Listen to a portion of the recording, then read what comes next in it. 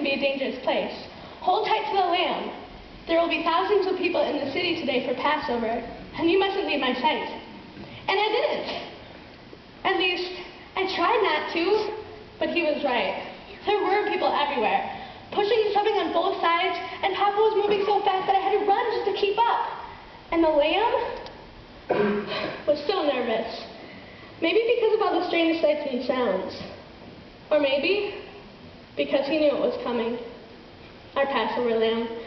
Papa always picked the best for our flock. It had to be perfect, he said. A spotless lamb, to be stretched out on the altar, sacrificed, so its blood could cover our sins for one more year. It was the most important thing our family did. The most important thing we could do. And I'd never been allowed to make the trip to Jerusalem for Passover before. So when the lamb started to wriggle on my arm, I let go of Papa's hand, just for a moment, to get a better grip. But the lamb jumped free. It kind of just skittered to its feet on the road and then just bolted, running off between people's legs. Well, Papa was already disappearing into the crowds ahead, while the lamb ran down the street to my left. I didn't have time to think. I had to catch it. I had to. I went down the street where the lamb had gone. There were even more people here. But the crowd was different. Angry. Some of them were yelling, some were crying, but they were all pushing forward. A river of people, all moving in the same direction, and suddenly I was swept up in the current. I tried to fight it, even yelled out for help. Papa! Papa! But nobody was listening. Where was everybody going? Where were they taking me? Bodies pressed against me from both sides until we left the gates of the city and came to the base of a hill. A horrible hill, shaped like a skull.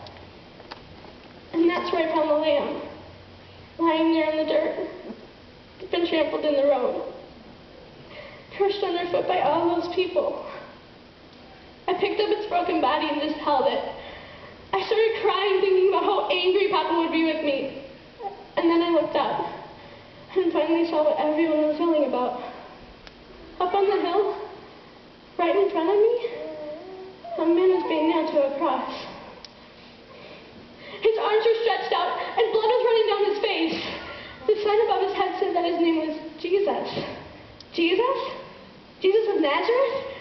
But my Papa said he was a prophet, a healer. He always sounded so innocent. It's strange, but all I could think about was our perfect Passover lamb, the best of our flock, stretched out on the altar and bleeding, so God would forgive us of our sins.